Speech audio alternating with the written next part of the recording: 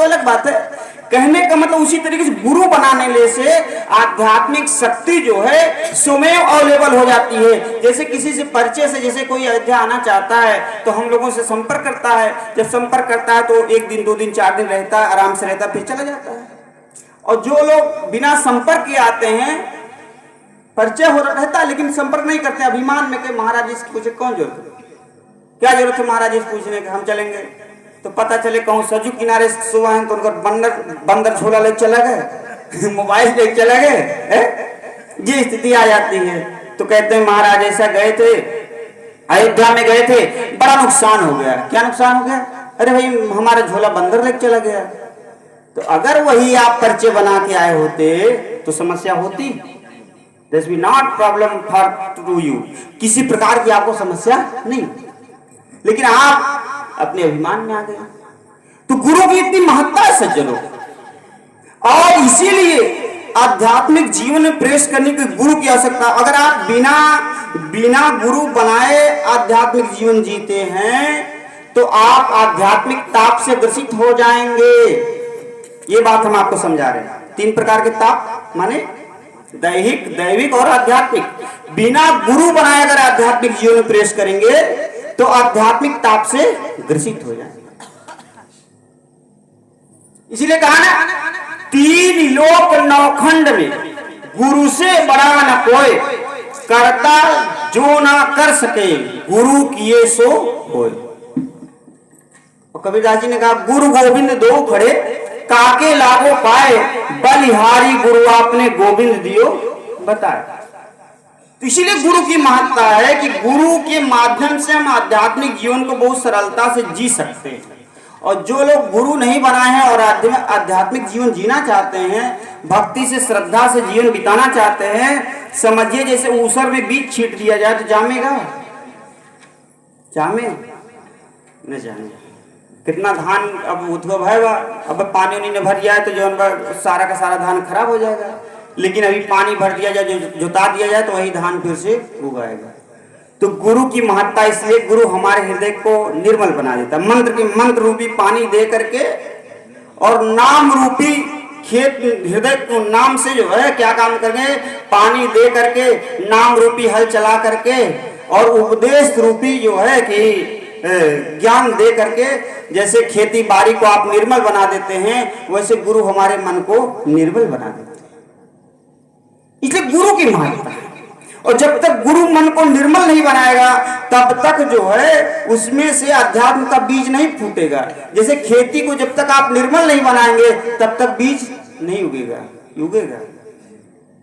भाई किसान है बड़वार, हमारे वर्मा जी है, कहें महाराज इतना काश्तकार है, इतने बड़ा है लेकिन ये उपजा के दिखाए दे हमें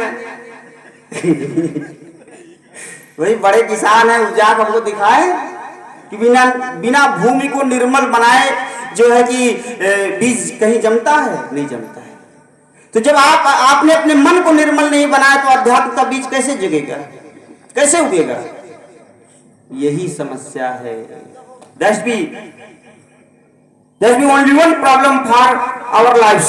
हम लोगों के जीवन में बस यही समस्या है कि हम लोग अपने मन को, खेती को तो निर्मल बनाते हैं, रिश्तेदारों के यहाँ जाएंगे, बेटी की शादी करना, इतना दान दक्षिणा 5500 रुपया 2,000 के नोट थमाएंगे, जैसे लागे टाटा बिरला इनके आगे फेल है। क्योंकि जानते हैं कि निर्मल बना दे मन को, रिश्तेदार के मन को निर्मल बना दें और मन निर्मल हो जाएगा तभी हमारी बेटी को मान जान करेगा। लेकिन रिश्तेदार के मन को निर्मल बनाते हैं, भूमि को निर्मल बनाते हैं, इसके अलावा और किसी वकील से, किसी जज से आपको काम है तो पैसे के माध्यम से उसका मन भी जीत कर निर्मल बनाते कि नहीं बनाते? बोला भने लगी करे वो सब जरी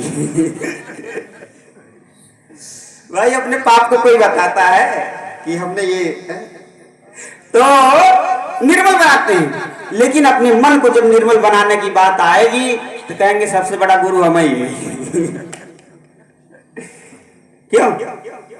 सासू लोगों तो खुद गुरु बन के बैठे हुए तो आर गुरु हम ही मंत्र पता हो, अगर मंत्र ले वही थोड़ी बहुत भक्ति बा कहीं मंत्र जंतर ना ले गो तो सास पड़ी तू मंत्र ले बतावा सास पड़ी तो सास ऐसे पढ़िए रहा है तो बेचारी वो भक्ति न कर पाए?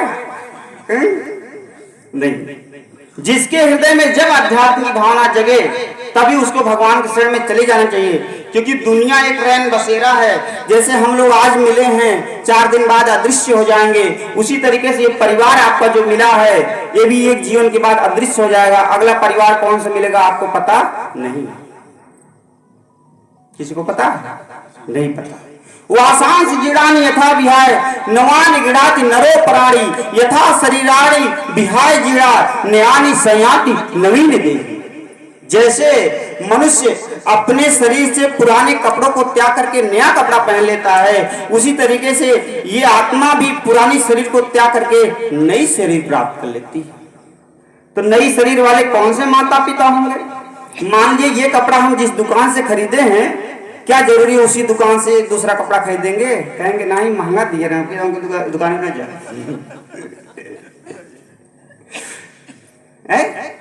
तो वैसे जब जीवात्मा को लगेगा कि नहीं हमारे माता पिता, हमारे पड़ोसी, हमारे सब लोग हमको यहाँ रहने लायक ना, तो जीवात्मा जो शरीर धारण करेगा ना वो दूसरे माता पिता के गर्भ में धारण करेगा, क्योंकि जानेगा वो माता पिता हमारे अनुकूल नहीं थे, दूसरा शरीर बना लेगा।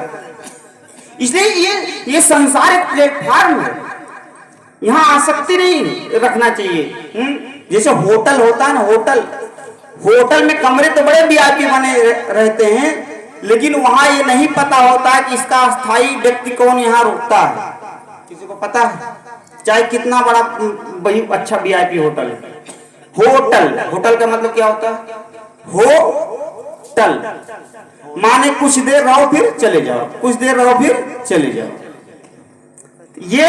वो तो 24 घंटे का होटल है सज्जनों, लेकिन ये संसार हमारा आपका क्या है?